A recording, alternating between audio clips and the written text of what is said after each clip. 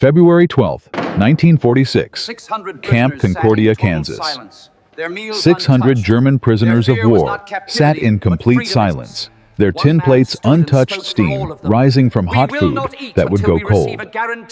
They refused to eat. Not because the food was bad, not because they were being mistreated. They refused to eat because they were about to be set free. And that terrified them more than anything they had faced during the entire war. These weren't men rebelling against captivity. These were prisoners rebelling against freedom. Among them was Hans Schmidt, a 28-year-old former Afrika Korps soldier who had picked sugar beets alongside Kansas farmers for 3 years. His English had become nearly perfect. His hands were calloused from honest work. And now he stood slowly, his voice carrying across the silent mess hall with words that would shock the American guards standing nervously at the doorways. "We will not eat until we receive guarantee we will not be sent back to Germany." The American camp commander, Colonel Francis Howard, stood frozen. A telegram from Washington crumpled in his fist. All German POWs were to be repatriated immediately per the Geneva Convention. He had expected relief, perhaps even celebration. Instead, he faced something the War Department had never anticipated: prisoners who would rather starve than go home. This is the story of a rebellion that has been nearly erased from history, a protest not against captivity, but against liberation. And it reveals a truth about World War II that neither the Nazis nor the Allies wanted anyone to know. By the time this rebellion ended, over 15,000 German POWs across more than 30 American camps would participate in hunger strikes, petitions, and desperate pleas to stay imprisoned in America rather than return to their destroyed homeland. Some would attempt suicide. Others would hire lawyers with their prison wages. A few would succeed in staying, but most would be forced onto ships weeping openly as they sailed away from the country that had been their enemy but had become their home. But to understand why German soldiers fought to stay in American prison camps, you have to understand what their captivity actually looked like, and it was nothing like what they had been told to expect. When Lieutenant Werner Kritzinger was captured in Tunisia in May 1943, Nazi propaganda had taught him that if captured by Americans, he would face torture, starvation, possibly execution. He and his fellow prisoners were transported across the Atlantic in cramped shipholds, convinced they were sailing toward their doom. What he found instead shattered everything he believed about the war, about America, about the entire world he thought he understood. Camp Hearn, Texas, welcomed him with something he couldn't comprehend. "I could not believe my eyes," Kritzinger later wrote in a letter preserved in the National Archives. "The American guards handed us Coca-Cola. Coca-Cola. We had been fighting for years eating black bread when we could get it, and they gave us this sweet cold drink like we were guests, not enemies." This wasn't an isolated incident. This was policy. By the end of 1945, the United States held approximately 425,000 German POWs in over 700 camps scattered across the country, from New York to California, from Minnesota to Texas. This was the largest POW operation in American history, and due to a combination of Geneva Convention requirements, American agricultural labor shortages, and a fundamentally different philosophy of imprisonment, these camps operated in ways that shocked every German soldier who experienced them. The daily calorie count for German POWs in American camps was set at 4,000 calories. Let that number sink in. 4,000 calories. That was higher than the ration for American civilians, and nearly double what German civilians were receiving in bombed-out German cities by 1944. Prisoners were paid 80 cents per day in camp script for their labor. They had access to libraries, sports equipment, musical instruments. Many camps had their own newspapers, theaters, and orchestras. At Camp Como in Mississippi, German POWs published a newspaper called Der Ruf that included book reviews, poetry, and philosophical debates. At Camp Mexia in Texas, prisoners built an elaborate miniature German village, complete with a working fountain.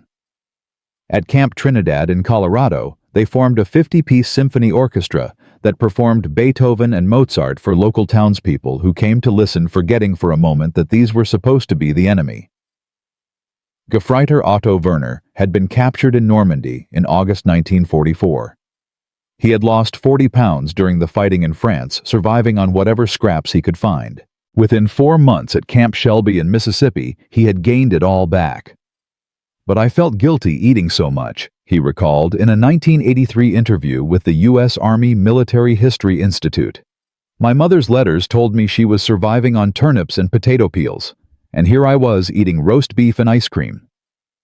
But the food was only part of the story. What truly transformed these prisoners was something far more powerful than full stomachs. It was their interaction with ordinary Americans, and this is where the real revolution began to take root in their minds and hearts. The Geneva Convention permitted POWs to work provided they weren't employed in war industries. With American men fighting overseas and a desperate labor shortage crippling agriculture, the U.S. government implemented an extensive POW labor program. Starting in 1943, German prisoners were contracted out to farms, canneries, and lumber camps across the country. This is where the barriers really broke down. Every morning at Camp Concordia in Kansas, trucks would arrive to transport prisoners to local farms. These weren't just work assignments. They were cultural exchanges that neither side had anticipated and that would change lives forever. German POWs ate lunch at farmers' tables. They learned English from farmers' children. They celebrated Thanksgiving and Christmas with American families. They fell in love with American girls, though fraternization was officially prohibited.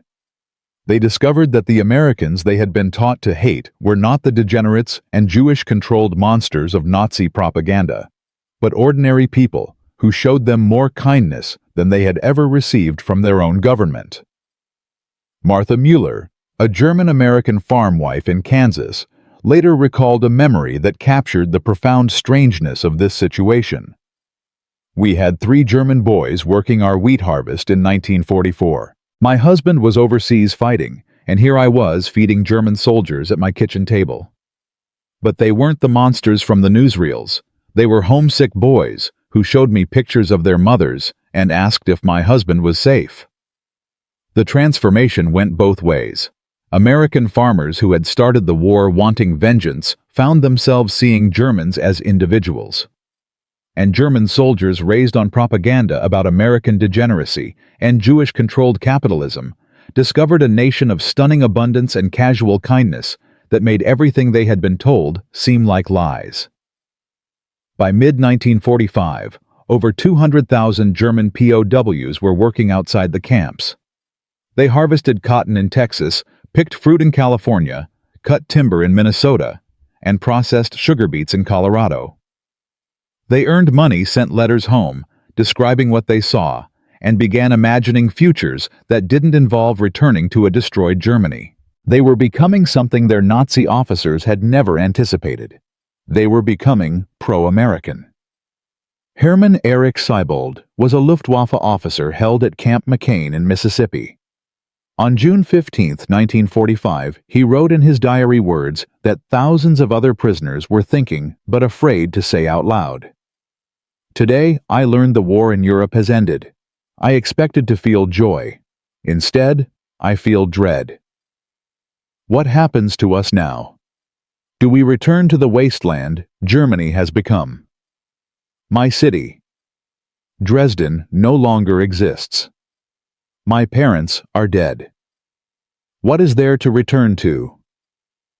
This was the question haunting thousands of German POWs as 1945 drew to a close.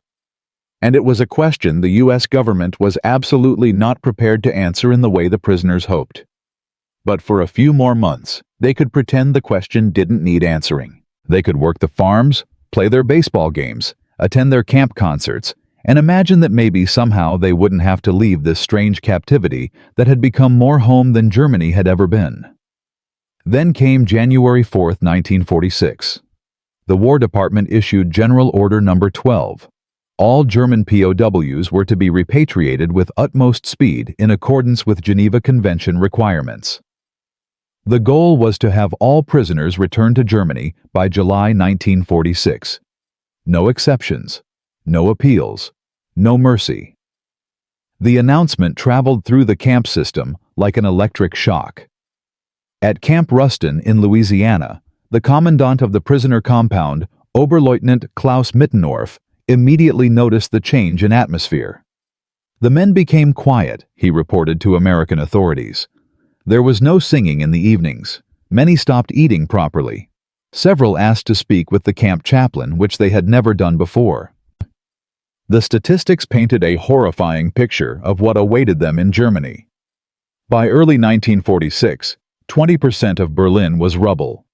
In Hamburg, 50% of all housing had been destroyed. Cologne's population had dropped from 750,000 to 40,000. The daily calorie ration in the British zone of occupation had fallen to 1040 calories. Starvation levels. The Soviet zone was even worse.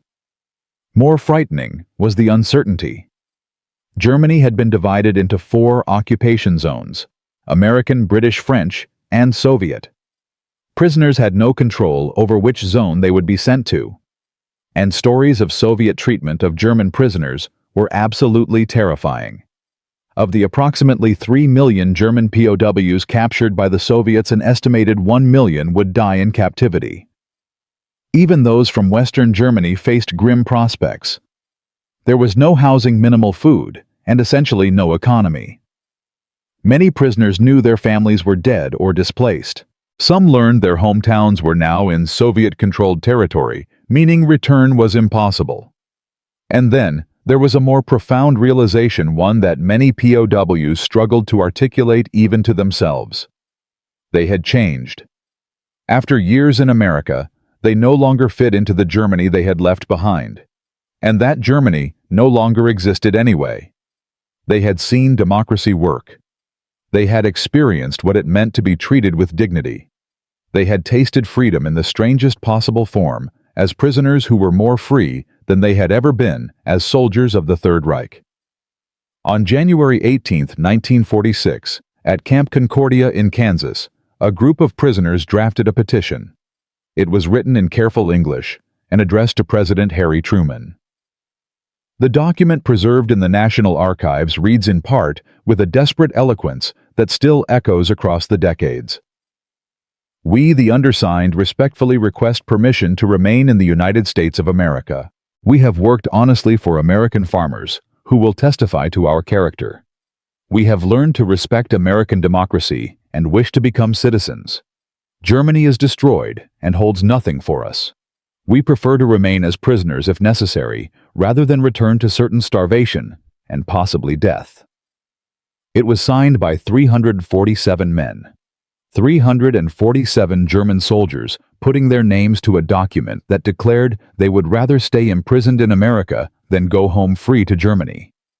Similar petitions appeared at camps across the country with stunning speed. At Camp Hearn in Texas, 412 prisoners signed. At Camp Trinidad in Colorado, 289 signed. At Camp Clark in Missouri, over 500 prisoners added their names. These were not isolated incidents. This was a movement. The answer from Washington came swift and unequivocal. No. The Geneva Convention required repatriation of all POWs. International law was clear. There would be no exceptions. None. That's when the resistance began. And what happened next would shock the American military establishment to its core, because these men were about to prove that sometimes the hardest thing to accept is not captivity, but the freedom that takes you away from everything you've learned to value. In Part 1, we witnessed something that defied all logic of war. 600 German POWs at Camp Concordia, Kansas, refused to eat, not because they were being tortured, but because they were about to be freed. Hans Schmidt and 347 other prisoners had signed a petition to President Truman begging to stay imprisoned in America, rather than return to a destroyed Germany. Similar petitions flooded in from over 30 camps. Washington's answer was absolute. No. International law demanded repatriation. But here's what the War Department didn't anticipate. When you tell men who have tasted freedom that they must return to a graveyard, they don't just accept it quietly. Between February and July 1946, over 15,000 German POWs would engage in the most bizarre rebellion in military history. Hunger strikes, legal battles, suicide attempts. And the American military had absolutely no protocol for dealing with prisoners who fought desperately to remain prisoners. And this is when everything became catastrophically complicated. The first hunger strike started at Camp Concordia on February 12, 1946. But within 72 hours, it had spread like wildfire. Camp Hearn in Texas, Camp Trinidad in Colorado, Camp Ruston in Louisiana, Camp Clark in Missouri. The American camp commanders were completely unprepared for this kind of resistance. Colonel Francis Howard at Camp Concordia had dealt with occasional disciplinary problems during his 2 years as commander, fights between Nazi hardliners and anti-Nazi prisoners, minor work refusals, a few escape attempts. But this was something entirely different. This was organized. This was nonviolent. This was emotionally complex in ways that no military manual had ever addressed. How do I discipline men for not wanting to leave prison? Colonel Howard wrote in a report to the War Department dated February 18th. These are not violent men. They're not destroying property. They're simply refusing to cooperate with their own liberation. The situation created an impossible dilemma for American authorities. The Geneva Convention was crystal clear. All POWs must be repatriated after hostilities end. There were no provisions for voluntary extended detention. No legal framework for prisoners to petition for asylum or immigration. The international law that had protected these men during captivity now became the chain that would drag them back to Germany, whether they wanted to go or not. But the prisoners weren't the only ones resisting. American farmers who had employed German POWs for 3 years were furious. On February 25, 1946, a delegation of Kansas farmers arrived at Camp Concordia, demanding to speak with Colonel Howard. John Mitchell, a wheat farmer who had employed Hans Schmidt and 2 other prisoners since 1943, led the group. "These boys worked harder than any hired hands I've ever had," Mitchell told Howard. "They saved my farm when all the young men were overseas. Now you're sending them back to starve." "Where's the humanity in that?" Howard explained. He had no choice. International law was inflexible. Mitchell pulled out a letter. It was signed by 67 farmers from Cloud County, Kansas. All of them had employed German POWs. All of them wanted their workers to stay. "Then change the damn law," Mitchell said. "We'll sponsor them, give them jobs, help them become citizens. Isn't that what America is supposed to be about?" But Howard couldn't change international law. Neither could the War Department. Neither could Congress. The Geneva Convention had been signed by 47 nations. The United States couldn't simply violate it without destroying the entire framework of international humanitarian law. And there was another factor, one that American officials were reluctant to discuss publicly, but that weighed heavily on their decisions. Politics. In February 1946, America was engaged in delicate negotiations with the Soviet Union about the future of Germany. Stalin was already suspicious that the Western Allies were going soft on former Nazis. If the United States started granting asylum to German POWs, it would confirm Soviet propaganda that America was harboring fascists. It would undermine the entire denazification program. It would make a mockery of the Nuremberg trials that were preparing to prosecute Nazi war criminals. So the answer remained no. Repatriation would proceed as scheduled. But the prisoners had found an unexpected ally, somebody with just enough authority and just enough moral courage to make things very difficult for the War Department. Father William O'Connor was the Catholic chaplain at Camp Swift in Texas. He was 52 years old, a veteran of World War I, and he had spent 3 years ministering to German POWs. He had heard their confessions. He had witnessed their transformations from Nazi soldiers to men who genuinely embraced democratic values. and he had received letters from prisoners who were contemplating suicide rather than return to Germany. On March 3, 1946, Father O'Connor did something extraordinary. He wrote directly to Cardinal Francis Spellman, the Archbishop of New York, and one of the most powerful religious figures in America. His letter, preserved in the Catholic Diocese of Austin archives, pulls no punches. Your Eminence, I write to you about a great injustice being committed in the name of law. German prisoners who have worked honestly, who have renounced Nazi ideology, who wish to build new lives in America, are being forcibly deported to starvation and possible death. Many have no families to return to. Their cities are destroyed. Some will be sent to Soviet zones where they face imprisonment or execution. Is this Christian charity? Is this American justice? I beg you to intervene with President Truman. Cardinal Spellman did intervene. On March 12th, he met with Secretary of State James Burns. The meeting lasted 45 minutes. Spellman argued that prisoners who had demonstrated genuine transformation should be allowed to apply for special immigration status. Burns listened politely. Then he explained the political reality. The State Department's position was absolute. The Soviets are watching everything we do with German prisoners, Burns told Spellman, according to State Department minutes of the meeting. If we grant exceptions, Stalin will use it as propaganda. He'll say we're rebuilding the Wehrmacht on American soil. We cannot give him that weapon. Spellman pressed harder. What about humanitarian considerations? What about Christian mercy? Burns remained unmoved. International law was clear. Repatriation was mandatory. But Father O'Connor had planted a seed, and other voices began joining the chorus. Representative Claire Hoffman of Michigan received 43 letters from farmers in his district requesting that German POW workers be allowed to stay. On March 18th, he introduced a bill in the House of Representatives. The German POW Settlement Act of 1946. It proposed allowing up to 50,000 German POWs to remain in America if they met specific criteria. Must have worked in agriculture for at least 18 months. Must have a sponsor willing to guarantee employment and housing. Must renounce Nazi ideology in a sworn statement. Must agree to an extended background check. The bill was immediately opposed by the State Department, the War Department, and the Department of Justice. It never made it out of committee, but it showed that resistance to forced repatriation was growing. The prisoners, realizing that petitions and hunger strikes weren't working, tried something more dramatic. They hired lawyers. At Camp Como in Mississippi, a group of 28 prisoners pooled their accumulated work wages.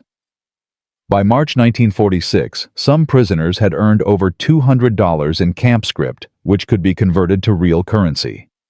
They hired Robert Hutchinson, a young attorney in Greenville, Mississippi.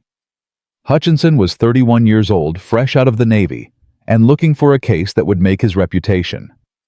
What he got was far more complicated than he expected. Hutchinson spent 2 weeks researching immigration law, international law, and the Geneva Convention.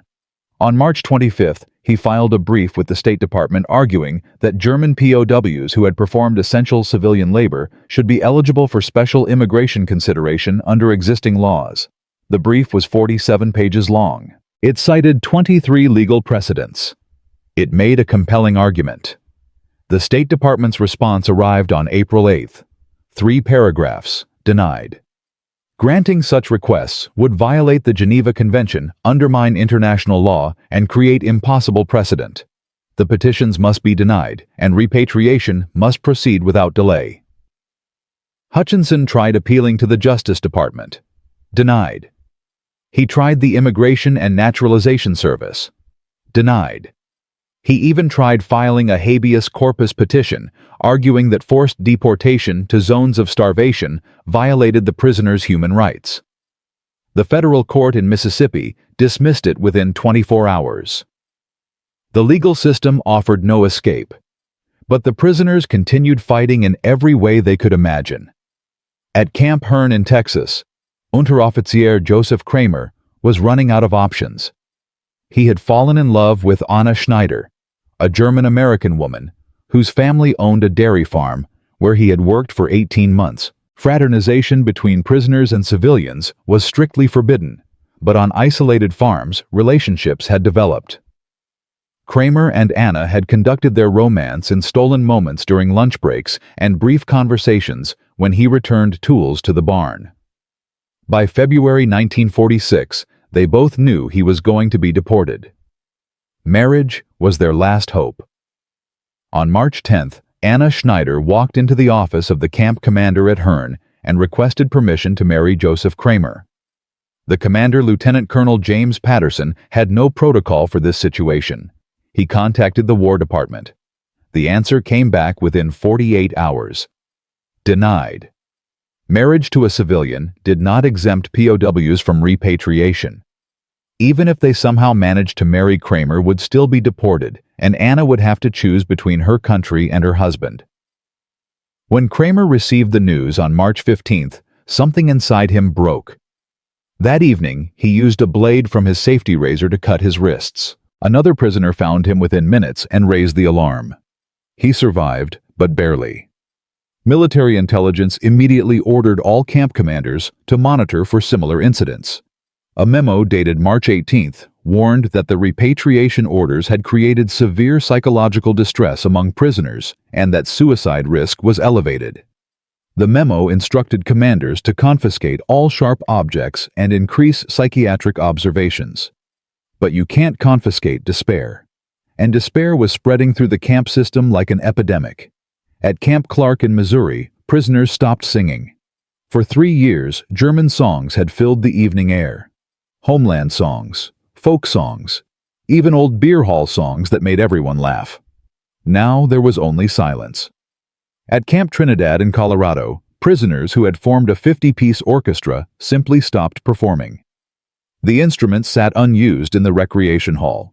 At Camp Concordia, Hans Schmidt and the other hunger strikers finally ended their protest after 11 days. Not because they had changed their minds, not because they had accepted their fate, but because camp authorities threatened them with solitary confinement and force-feeding if they continued. Faced with spending their final weeks in America in isolation, they chose to eat and spend their remaining time with the friends they had made. But they made one final gesture of defiance. On March 28th, the prisoners at Camp Concordia gathered in the mess hall for dinner. When the American guards expected them to sing German songs, as they usually did, the prisoners sang something different. They sang, "Home on the Range." They sang, "You Are My Sunshine." They sang, "The Star-Spangled Banner." It was a quiet, mournful protest, a way of declaring who they felt they had become, a way of showing that they had transformed from enemies into something else. Something that didn't fit into the neat categories of victor and vanquished, captor and captive. The American guards didn't know how to respond. Some stood at attention during the national anthem, deeply moved. Others looked away, uncomfortable with the emotional complexity of the moment. And a few, those who had worked alongside these prisoners for years, simply wept. Private First Class James Morrison. A guard at Camp Trinidad wrote in a letter home dated March 30th, that captured the tragedy of the situation perfectly. "We're packing up boys who've worked beside us, eaten with us, played baseball with us. Some are crying. Others just look dead inside. I joined up to fight Germans, and I did. But these don't feel like the enemy anymore. They feel like friends we're betraying." By April 1946, it was clear the resistance had failed. The hunger strikes had ended. The petitions had been denied. The legal challenges had been dismissed. The political interventions had been blocked. International law was immovable. The Geneva Convention demanded repatriation, and repatriation would happen. The first transport ships were scheduled to begin loading in early May. Camp after camp received their departure dates. And as those dates approached, something changed in the camps. The desperate resistance gave way to a kind of numb resignation. But beneath that resignation, a different kind of resistance was forming. Quieter, more personal, more dangerous. because some prisoners had decided that if they couldn't stay in America legally, they would find another way. And what happened next would force the American military to confront a question they had never imagined asking. What do you do when prisoners start planning not to escape from captivity, but to escape into it? In parts 1 and 2, we witnessed a rebellion that defied all logic. Over 15,000 German POWs across America refused to accept freedom, fighting desperately to stay imprisoned rather than return to a destroyed Germany. Hans Schmidt and hundreds of others signed petitions, staged hunger strikes, hired lawyers, and pleaded with anyone who would listen. But international law was absolute. The Geneva Convention demanded repatriation. Every legal challenge failed. Every political intervention was blocked. Now the final phase was beginning, the forced departure. And what happened next would reveal the true human cost of rigid adherence to international law over individual compassion. Because when you force men who have found hope to return to hopelessness, some of them will choose desperate measures. And the American military was about to discover that the hardest prisoners to control aren't those trying to escape captivity, but those trying to escape freedom. By April 1946, the resistance had evolved. The public protests had ended. The hunger strikes were over. But beneath the surface, a quieter, more dangerous form of defiance was taking shape. At camps across America, prisoners began making plans. Not plans to escape from the camps, which would have made sense to military authorities, but plans to escape into America itself, to disappear into the vast country they had come to love. The statistics were alarming. Between April and July 1946, military intelligence documented 247 escape attempts by German POWs. But these weren't the desperate breaks for freedom that had occasionally occurred during the war. These were calculated attempts to vanish into American society. At Camp Hearn in Texas, 3 prisoners walked away from a work detail on April 15th. They weren't trying to flee to Mexico or find a way back to Germany. They were trying to reach San Antonio, where one of them had a German-American girlfriend who had promised to hide them. They were captured within 48 hours. At Camp Swift, also in Texas, a prisoner named Werner Lenz simply didn't return from his carpentry work assignment on April 22nd. The family he worked for, the Hoffmans, claimed they didn't know where he went. But investigators found civilian clothes hidden in their barn and $75 in cash missing from their safe. Lenz was caught 3 days later trying to board a bus to California. He had been trying to reach Los Angeles, where he hoped to disappear into the large German-American community. The attempted escapes created a security nightmare. Guards who had become relaxed over 3 years of relatively peaceful captivity suddenly had to treat prisoners as escape risks again. Work details were reduced. Supervision was tightened. The trust that had developed between captors and captives evaporated overnight. And the prisoners who had no intention of escaping suffered the consequences of those who tried. Colonel Francis Howard at Camp Concordia issued new standing orders on April 28th. All work details were to be accompanied by armed guards at a ratio of 1 guard per 5 prisoners, double the previous standard. Prisoners could no longer eat meals at farmers' tables. All interactions with civilians were to be supervised. The freedoms that had made American captivity so transformative were being stripped away in the final weeks before departure. It was a bitter irony. In their last days in America, the prisoners were finally being treated like the dangerous enemies they had never really been. But the escape attempts weren't the only crisis. There was something even more disturbing happening, something that military psychiatrists had never encountered before. Mass psychological collapse. At Camp Como in Mississippi, the base psychiatrist, Major Raymond Foster, filed an urgent report on May 3rd. Over 40 prisoners were exhibiting severe depressive symptoms. 12 had stopped speaking entirely. 6 had to be placed under suicide watch. These men are experiencing a form of anticipatory grief, Foster wrote. They are mourning the loss of the future they believed they would have. Some have told me they feel they are being sent back to die. I have no therapeutic intervention that can address forced deportation. At Camp Clark in Missouri, Carl Becker, the prisoner who had become close to the Wilson family whose son had died at Normandy, stopped eating again on May 10th. But this wasn't a protest hunger strike. This was different. When the camp doctor examined him, Becker simply said he saw no point in maintaining his health for the journey to death. The doctor had him hospitalized and force-fed through a tube. At Camp Ruston in Louisiana, a 23-year-old prisoner named Klaus Hartmann was found hanging in the latrine on May 15th. His suicide note, written in perfect English, was 3 sentences long. "I cannot return to nothing. I cannot stay in everything. I choose a third way." The note devastated the American guards who had known him. Hartmann had been one of the most cheerful prisoners, always laughing, always helping others, always talking about American baseball as if he'd been born loving the game. His death sent shockwaves through the camp system. The War Department ordered immediate psychiatric evaluations at all camps. But what could psychiatrists do? The cause of the trauma wasn't a mystery. It was U.S. government policy. On May 20th, the first major transport began. At Camp Hearn in Texas, 800 prisoners were loaded onto trains bound for the port of New York. Local townspeople came to the camp fence to say goodbye, something that was unprecedented and technically against regulations.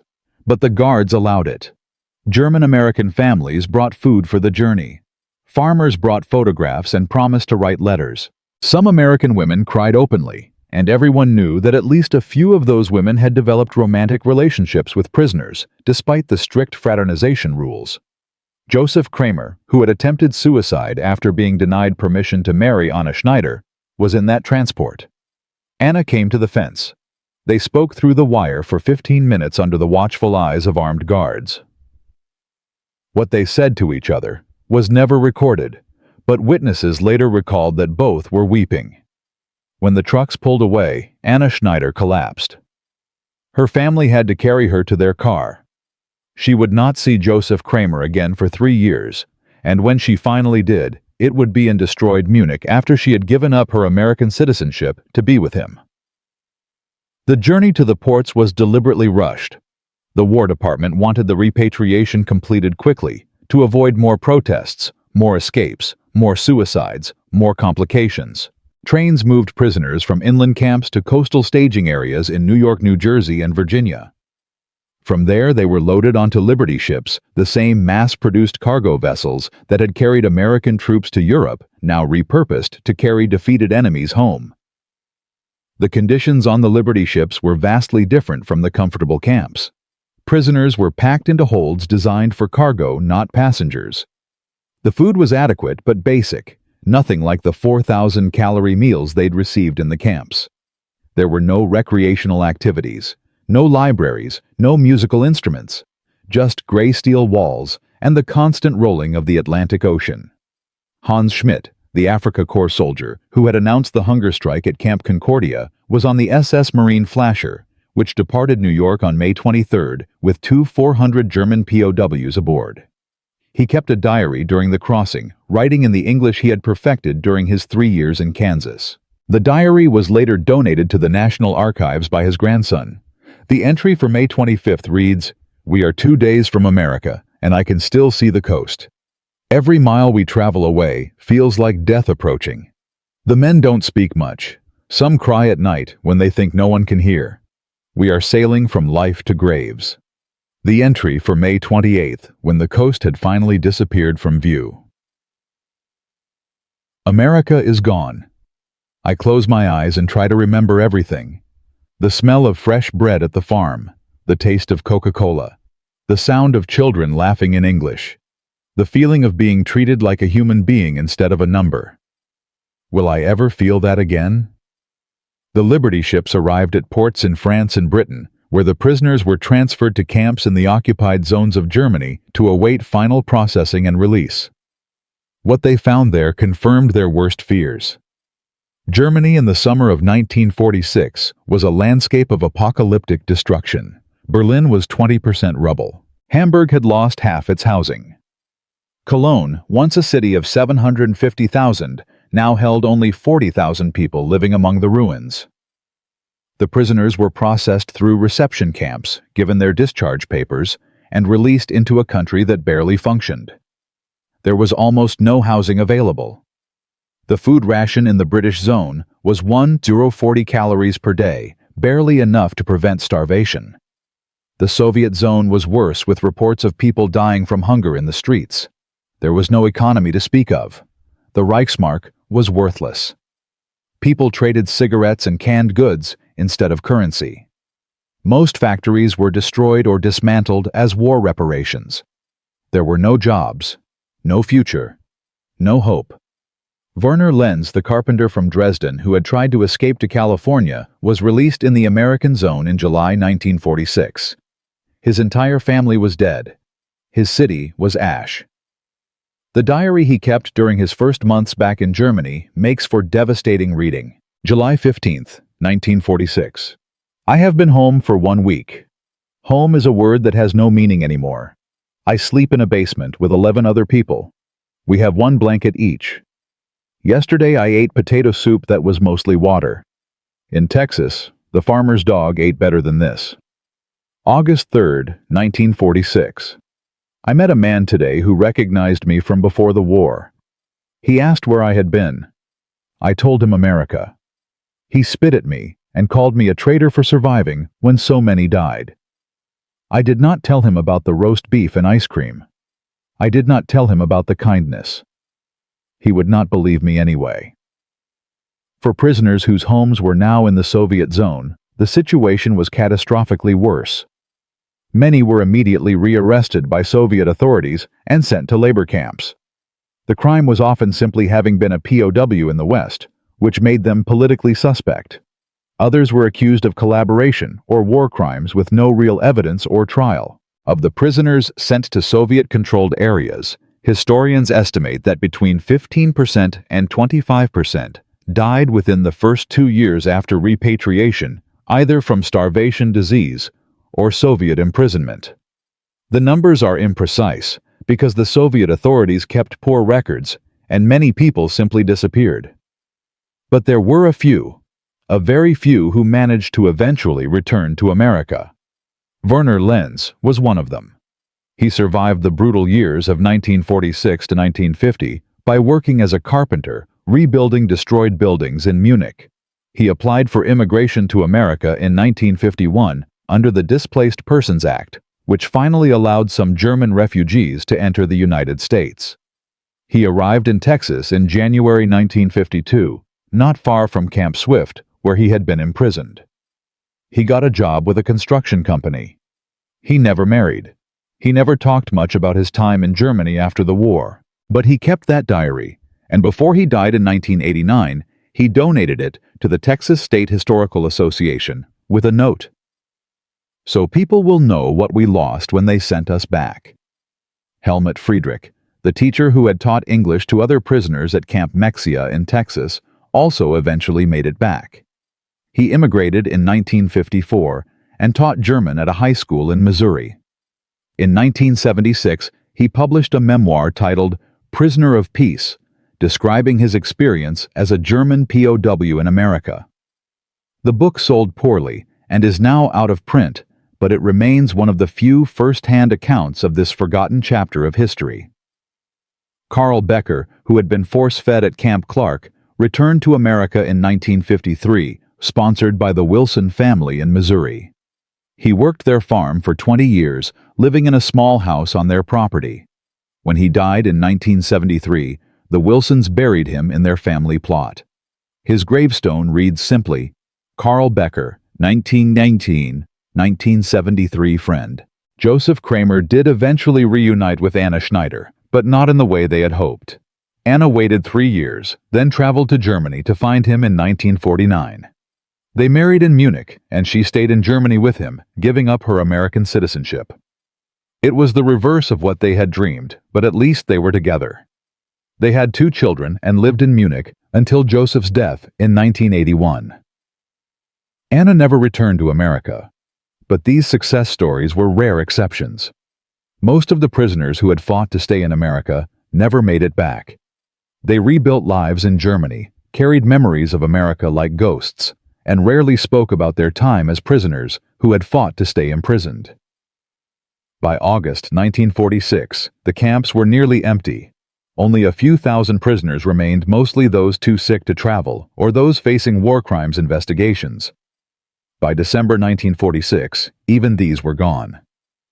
The last German POW left American soil on January 22, 1947.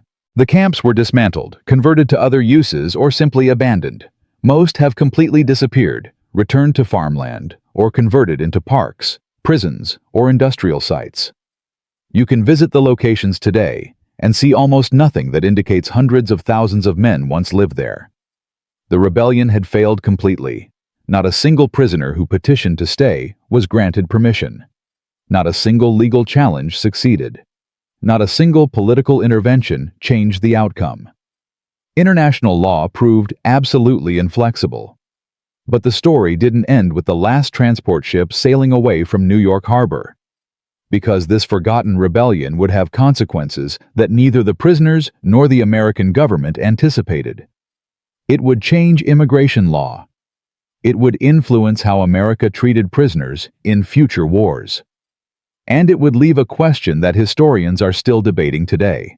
When law and compassion conflict, when international treaties and individual humanity pull in opposite directions, which should prevail? The answer given in 1946 was clear. Law must prevail. But the human cost of that answer was 15,000 men who had transformed from enemies to friends, from Nazis to Democrats, from soldiers of tyranny to believers in freedom, being forced to return to a graveyard. And in the final chapter of this story, we'll discover what happened to the legacy of this rebellion. How it changed America. How it changed immigration policy. And why this story was buried for so long that most people have never heard it. Because sometimes the most important stories are the ones we choose to forget. In parts 1 through 3, we witnessed one of the most paradoxical rebellions in military history. Over 15,000 German POWs across America fought desperately not to escape captivity, but to stay imprisoned. Hans Schmidt led hunger strikes. Hundreds signed petitions to President Truman. Some hired lawyers. Others attempted suicide. They had transformed from Nazi soldiers to believers in American democracy, and they couldn't bear returning to a destroyed Germany. But international law was inflexible. The Geneva Convention demanded repatriation. Every protest failed. Every legal challenge was dismissed. By August 1946, the camps were empty. The rebellion had been crushed. But here's the twist that nobody saw coming. Not the prisoners, not the American government, not even historians for decades afterward. This failed rebellion would eventually succeed. Not immediately. Not in the way anyone expected, but in ways that would reshape American immigration policy and challenge everything we thought we knew about prisoners of war transformation and redemption. Because sometimes the most important victories are the ones that take years to win. What happened to the men who fought so hard to stay? The immediate answer is grim. Most returned to a Germany that was barely functioning. They faced starvation, homelessness, and a society that viewed them with suspicion for having been treated well by the enemy. But let's follow specific individuals, because their stories reveal something profound about the long-term impact of this forgotten rebellion. Hans Schmidt, the Afrika Korps soldier who announced the hunger strike at Camp Concordia, was released in the American zone in July 1946. His hometown of Stuttgart had been heavily bombed. His family's home was destroyed. His mother and younger sister had survived but were living in a basement with 7 other families.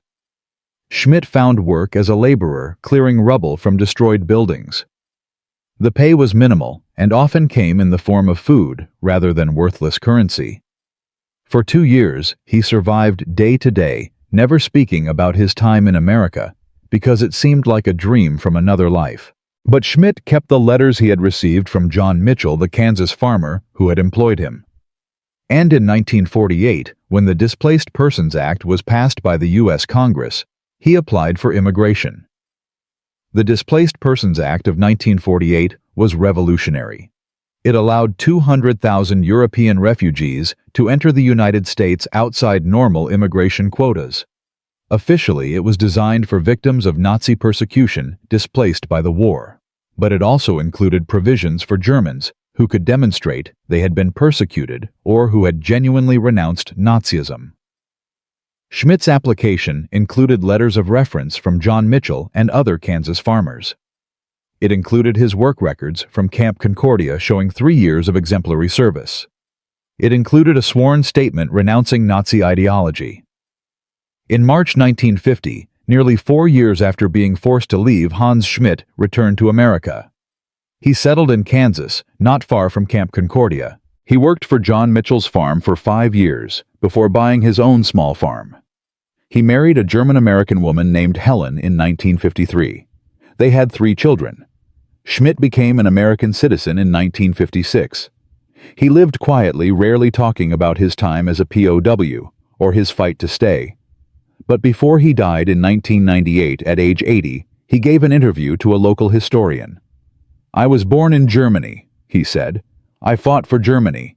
But I became American the moment I realized that the enemy I'd been taught to hate treated me better than my own government ever did. I'm grateful they sent me back because it taught me that sometimes you have to lose everything to appreciate what you're fighting for." Schmidt was not alone. Werner Lenz, the carpenter from Dresden, made it back to Texas in 1952. Helmut Friedrich, the teacher, returned to Missouri in 1954. Carl Becker came back in 1953, sponsored by the Wilson family. Joseph Kramer never returned, but his story has its own bittersweet triumph. After Anna Schneider gave up her American citizenship to marry him in Munich, they raised 2 children who both eventually immigrated to America as adults in the 1970s.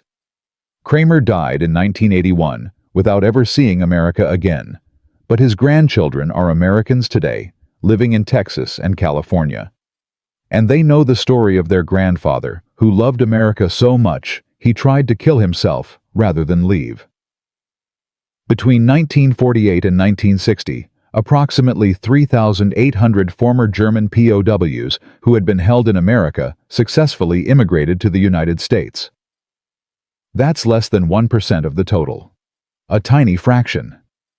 But each one represented a personal victory over the inflexibility of 1946. Each one proved that the transformation that occurred in those camps was real and lasting. But the legacy of this rebellion extends far beyond the individuals who managed to return.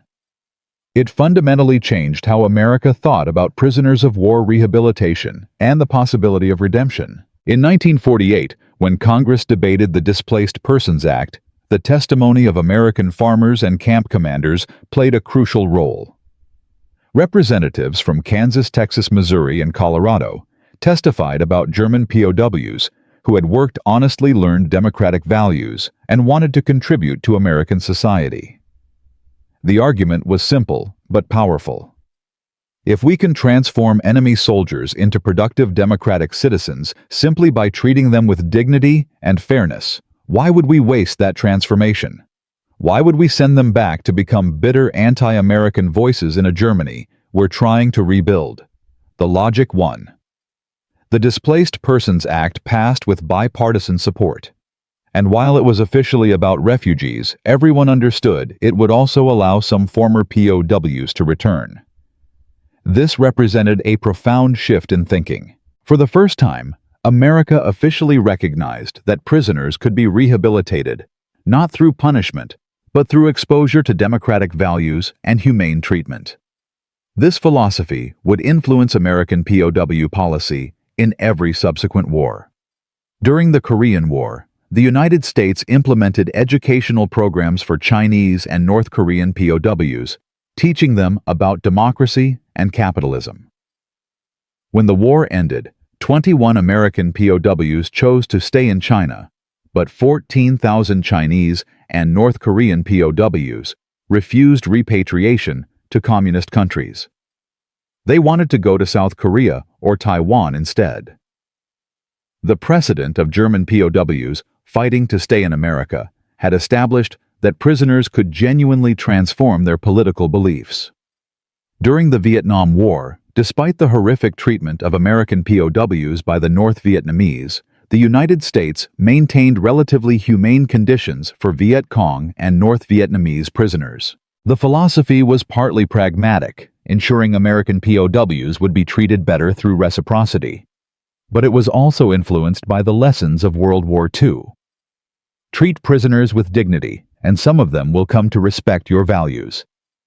Even in recent conflicts in Iraq and Afghanistan, despite the disasters of Abu Ghraib and controversies over Guantanamo, there has been an ongoing debate about rehabilitation versus punishment for prisoners, and that debate traces its roots back to the German POWs who begged to stay in America.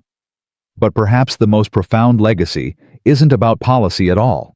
It's about the human capacity for change. The story of German POWs in America challenges our simplest narratives about World War II. We want to believe the war was a clear-cut battle between absolute good and absolute evil, and in many ways it was. The Nazi regime was monstrous. The Holocaust was an unparalleled evil. The world was right to fight Hitler, but the soldiers who fought for Germany weren't all monsters. Many were ordinary men, conscripted into a war they didn't choose, indoctrinated with propaganda they believed because they knew nothing else. And when those men were exposed to a different way of life, when they were treated with dignity instead of brutality, when they saw democracy in action instead of just hearing Nazi lies about it, many of them changed. Not all. There were Nazi true believers in the camps who remained unrepentant. There were those who tried to maintain discipline and ideology among the prisoners, but thousands of others experienced genuine transformation. They worked alongside Americans. They learned English. They read forbidden books in camp libraries. They had conversations with farmers who treated them as human beings, and they became different people. This suggests something hopeful about human nature, that political ideology and national identity are not permanent. That exposure to better ideas and better treatment can change minds. That even enemies can become friends if given the chance. But it also suggests something tragic, because if transformation is possible, then forcing transformed individuals back into the circumstances that shaped them in the first place seems not just cruel, but wasteful. Those 15,000 prisoners who rebelled against repatriation represented a resource. They were Germans who had come to believe in American democracy, who could have become voices for democratic values in post-war Germany or productive citizens in America. Instead, most were sent back to a Germany where their transformation made them aliens. Too American for Germany, too German for America. Caught between two worlds with no place to belong. And here's a detail most people don't know, something that only came to light when German archives were finally opened decades later. The Soviet Union was watching the American POW camps very carefully. Soviet intelligence reports from 1945 and 1946, now available to researchers, show that Stalin was deeply concerned about the treatment of German POWs in America. The reports noted that prisoners were well-fed, well-treated, and becoming sympathetic to American capitalism and democracy. Soviet officials viewed this as ideological warfare, an attempt to create a pro-American Germany after the war. And they weren't entirely wrong. The humane treatment of German POWs was partly strategic. American officials understood that these men would return to Germany and would carry their impressions of America with them. A former POW who had been treated well might become a voice for cooperation with the West. A POW who had been brutalized would become a lifelong enemy. But here's the irony. The strategy worked too well. The prisoners became so pro-American that thousands of them didn't want to leave, and international law forced America to send them back anyway, squandering the very goodwill the humane treatment had been designed to create. Soviet intelligence estimated that approximately 60,000 German POWs held in America became what they called ideologically compromised, meaning sympathetic to capitalism and democracy. The Soviets viewed this as a threat. When these prisoners returned to Soviet-controlled areas of Germany, Many were arrested, interrogated, and sent to labor camps specifically because their time in America made them politically suspect. In effect, the humane treatment that America provided became a death sentence for those who ended up in Soviet hands. This was never the intention, but it was the result of rigid adherence to international law without considering individual circumstances. There's one final twist to this story. In 1983, the U.S. Army Military History Institute conducted a project interviewing former German POWs who had returned to America after the war. They found 847 former POWs living in the United States. Most were in their 60s and 70s. Many had successful lives, businesses, families. The interviews revealed something unexpected. Almost all of them said that being forced to return to Germany in 1946, as painful as it was, had been necessary. They needed to see what Germany had become. They needed to witness the consequences of Nazism firsthand. They needed to try to rebuild their country before they could leave it with clear conscience. Hans Schmidt said it best in his 1998 interview. "If they had let me stay in 1946, I would have always wondered if I was a coward who abandoned my country when it needed me most. By forcing me to go back, by making me live through those hard years, I proved to myself that I tried. And when I came back to America in 1950, it wasn't running away. It was choosing a new home after fulfilling my duty to the old one." Perhaps that's the real lesson of this forgotten rebellion. Sometimes the things we fight for most desperately aren't the things we actually need. Sometimes losing a battle is necessary to win the war. And sometimes the journey back to where you want to be teaches you more than arriving there directly ever could. From 600 men refusing to eat in a Kansas mess hall to nearly 4,000 former POWs becoming American citizens. From hunger strikes that seemed futile to an immigration policy that acknowledged the power of transformation. The rebellion against freedom failed in 1946. But its legacy succeeded in ways that are still visible today. Because those German POWs proved something that every subsequent American war has tried to remember. That treating prisoners with dignity isn't weakness. It's strategy. That rehabilitation isn't naive idealism. It's practical policy. And that even the most indoctrinated enemy soldiers can change their minds when exposed to something better than what they've known. Between 1943 and 1946, America held 425,000 German POWs. Fewer than 5,000 ever made it back as immigrants. But those 5,000 became teachers, farmers, engineers, businessmen.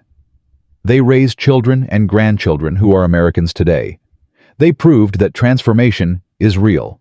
And they demonstrated that sometimes the greatest victories are measured not in battles won or enemies defeated, but in enemies who become friends. So the next time someone tells you that people can't change, that ideology is permanent, that enemies will always be enemies. Remember the German POWs who refused to leave American prison camps. Remember that they were raised under Hitler, indoctrinated with Nazi propaganda, trained to view Americans as subhuman enemies. And remember that 3 years of humane treatment and exposure to democratic values transformed them so completely that they chose starvation over freedom if that freedom meant leaving America. That's not just a historical curiosity. That's proof of something profound about human nature. We are not permanent. We are not fixed. We are capable of changing our minds, our loyalties, our identities when shown something better than what we've known. And that's worth remembering, because in a world that increasingly sees conflicts as unbridgeable and enemies as unchangeable, the story of German POWs begging to stay in American prison camps reminds us that transformation is always possible. Sometimes all it takes is someone willing to treat their enemy like a human being. And sometimes the hardest prison to escape is the one that feels like home.